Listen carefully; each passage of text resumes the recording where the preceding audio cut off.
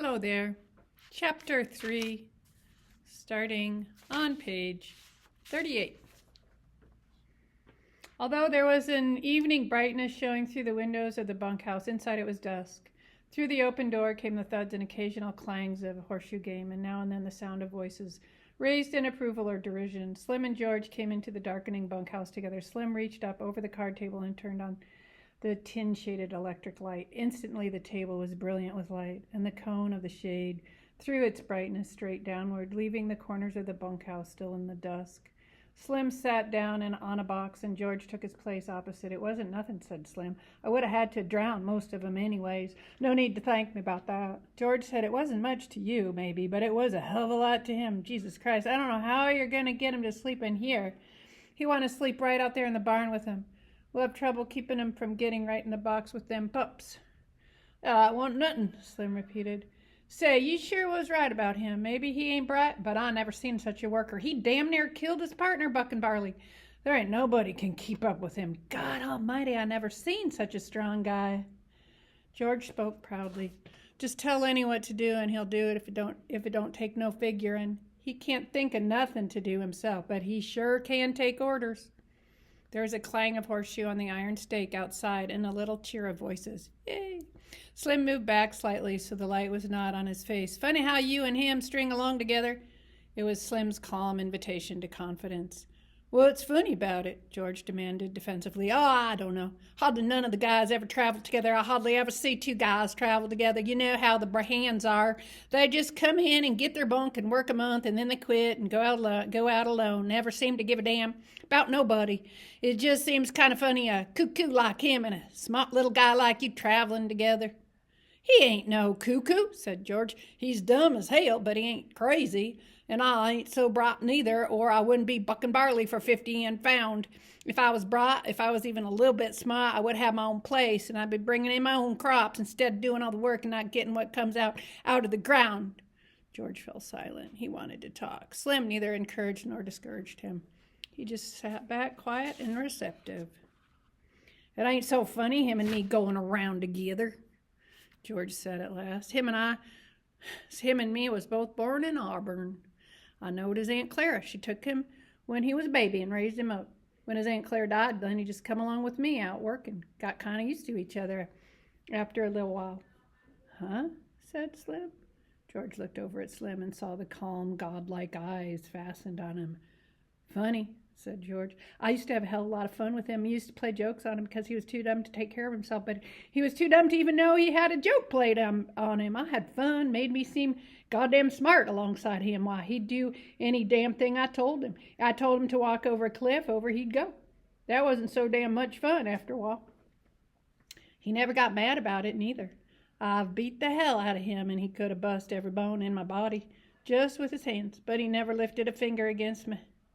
George's voice was taking on the tone of confession.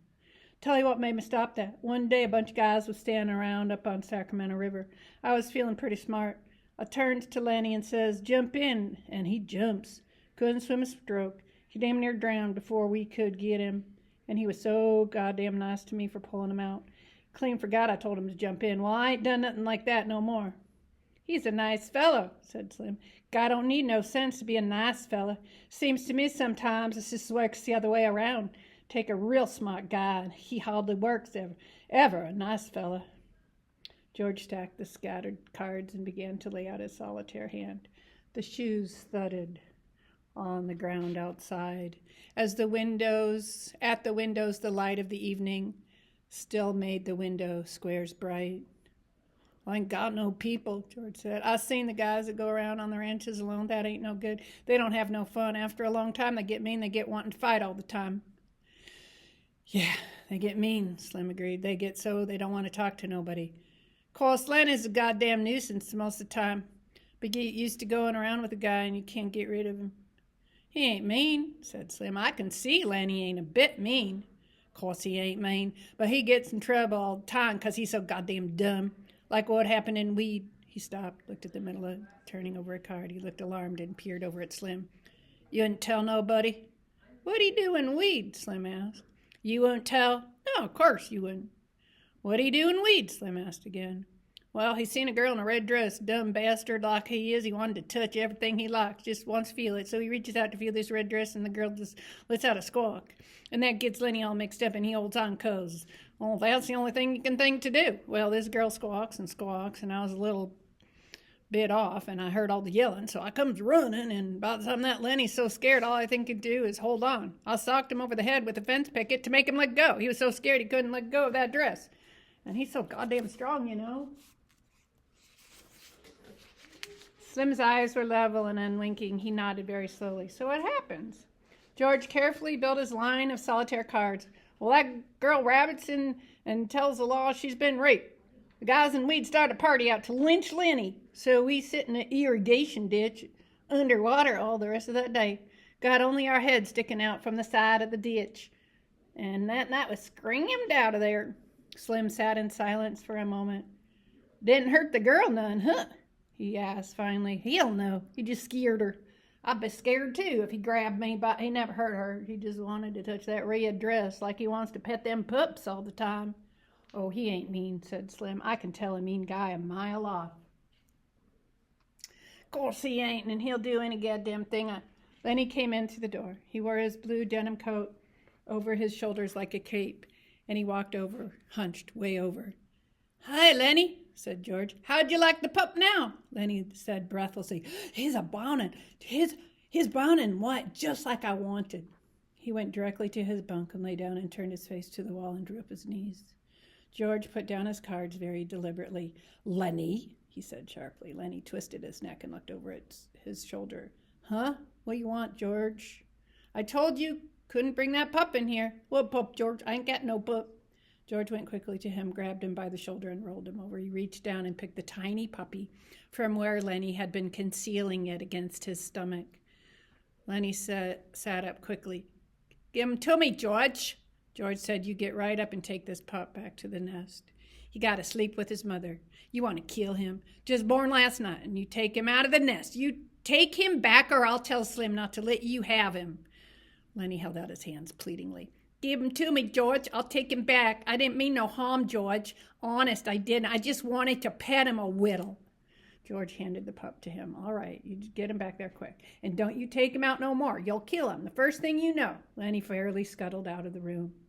Slim had not moved. His calm eyes followed Lennie out the door. Jesus, he's just like a kid, ain't he? Sure, he's just like a kid. There ain't no more harming him than a kid either, except he's so strong. I bet he won't come in here to sleep tonight. He'll just sleep right alongside that box in the barn. We'll let him. He ain't doing no harm out there. It was almost dark outside now. Old Candy, the swamper, came in and went to his bunk, and behind him struggled his old dog. Hello, Slim. Hello, George. Didn't either of you play horseshoes?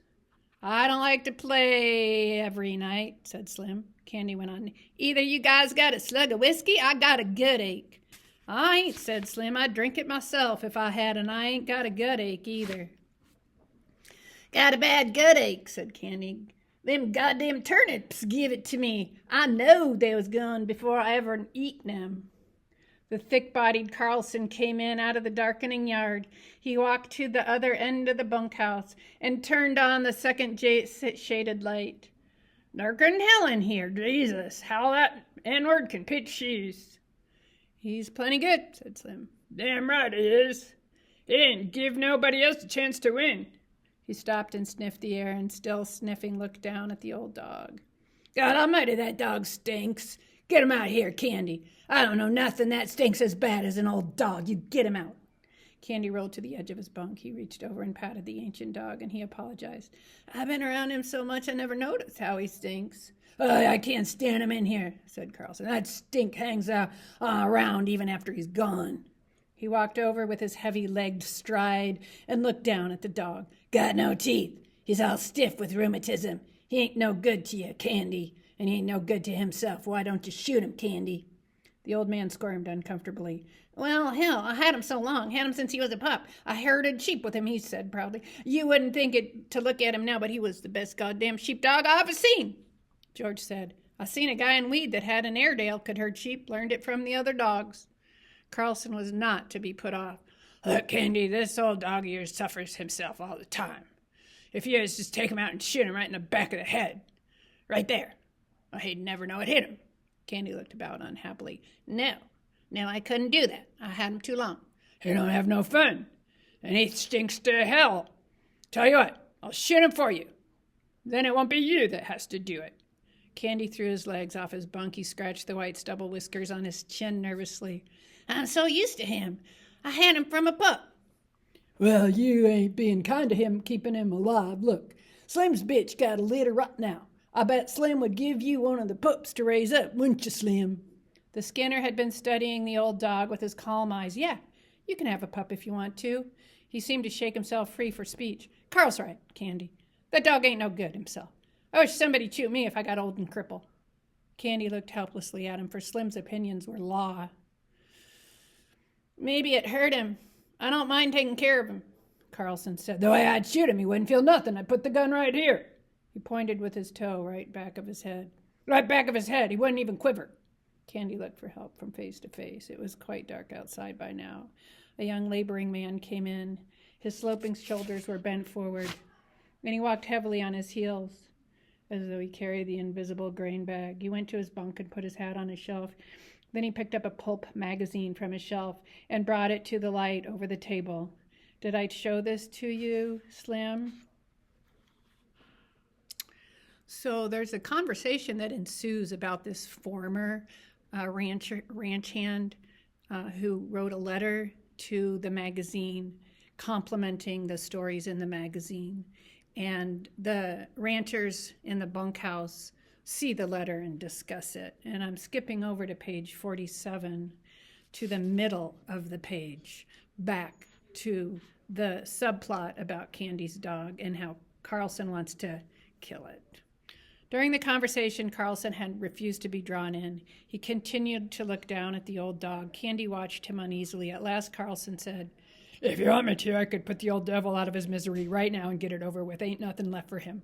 Can't eat, can't see, can't even walk without hurting. Candy said hopefully, you ain't got no gun. The hell I got a Luger. It won't hurt him none at all. Candy said, maybe tomorrow. Let's wait till tomorrow. I don't see no reason for it. He went to his bunk, pulled his bag from underneath it, and took the Luger pistol. Let's get it over with. We can't sleep with him stinking around in here. He put the pistol in his hip pocket. Candy looked at a long time at Slim to try and find some reversal. Slim gave him none. At last, Candy said softly and hopelessly, all right, take him. He did not look down at the dog at all. He lay back on his bunk and crossed his arms behind his head and stared at the ceiling. From his pocket, Carlson took a little leather thong. He stopped over and tied it around the dog's neck. All the men except Candy watched him. Come, boy.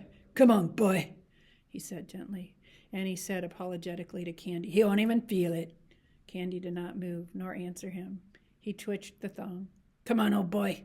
The old dog got slowly up and stiffly to his feet and followed the gently pulling leash. Slim said, Carlson? Yeah. You know what to do. What do you mean, Slim? Take a shovel, said Slim shortly. Sure, I get you. He led the dog into the darkness. George followed to the door and shut the door and set the latch gently in its place.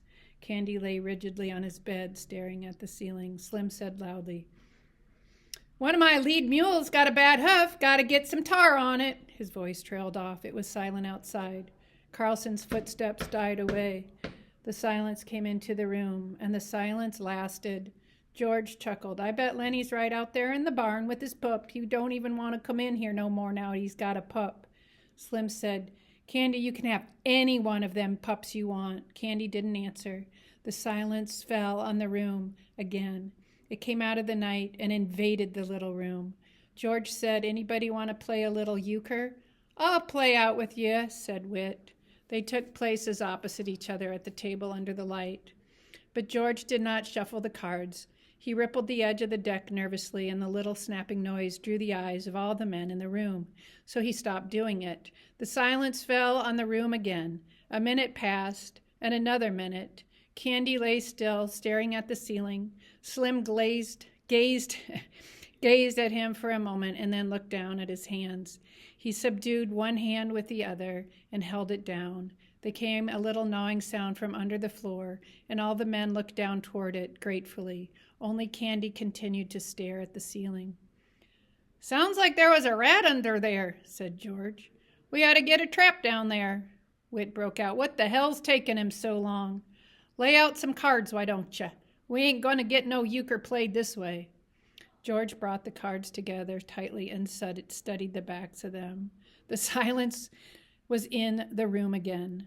A shot sounded in the distance. The man looked quickly at the old man, every head turned toward him. For a moment he continued to stare at the ceiling, then he rolled slowly over and faced the wall and lay silent. George shuffled the cards noisily and dealt them. Whit drew a scoring board to him and set the pegs to start. Whit said, I guess you guys really come here to work. How'd you mean? George asked. Whit laughed. Well, you come on a Friday, you got 2 days to work till Sunday. I don't see how you figure, said George. And we'll stop there at the bottom of 49.